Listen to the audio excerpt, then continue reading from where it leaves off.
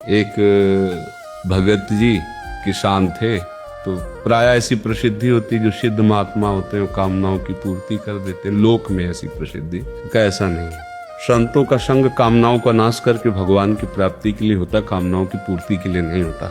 पर प्राय ऐसा लोगों को होता है कि संत महात्मा जो हम इच्छा करके जाएंगे वो हमारी पूर्ति हो जाएगी, तो वो वर्ष भर सेवा ऐसे करता रहा। कोई भी सेवा करता है तो वो दृष्टि में चढ़ जाता है। एक सेवा ही ऐसी है तो बहुत जल्दी स्वामी पर अधिकार कर लेती है। तो एक दिन बुलाया, तो कहा बेटा मैं तुम्हें आज ऐसी चीज दूंगा उसकी कीमत में त्रिभुवन भी नहीं है, तो महाधनी हो जाओगे, जाओ गंगा स्नान करके आओ। वो तो निहाल हो गए बात सुनकर कि महाधनी हो जाएंगे, त्रिभुवन की संपत्ति भी उसके बराबर नहीं, हम तो माला माल हो गए। आया नहा के बैठा, बोले किसी से कहना नहीं, ये बहुत गुप्त है, महामहिम है, राम राम जपा कर। जैसे मतलब उसको तो एकदम लगा यार, मतलब कह रहे थे त्रिभुवन में ऐसा, किसी से बताना नहीं। उदास होके चला। चरवाए लोग बोले भैया राम राम, वो संत भगवान के पास से आ रहे हो?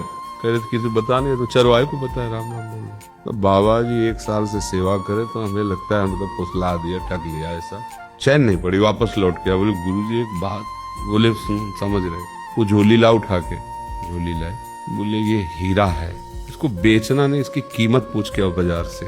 जानता नहीं था हीरा क्या होता है, किसान आदमी। वो चमकता हुआ पत्थर है जो बैंगन मूली आलू बेच रहे तुमके पास। बोले ये लोगे?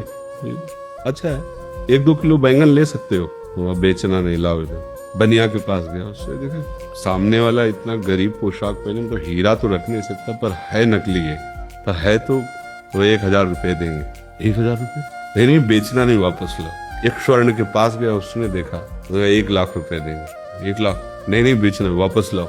सबसे बड़े जौहरी के पास हिम्मत पड़ी उसकी, वहां गया तो उसने कहा देखो ईमानदारी की बात है कि हम पूरी जेवर यहाँ की सब दे दे तो भी इसके बराबर नहीं है, इसकी कीमत नहीं, तो वापस लाओ।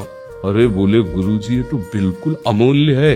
बड़े जौहरी ने कहा कि पूरी हम दुकान के सब जेवरात दे दे तो इसके बराबर नहीं।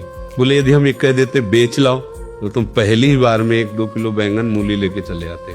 असली तो जौहरी जाना ना इसकी कीमत।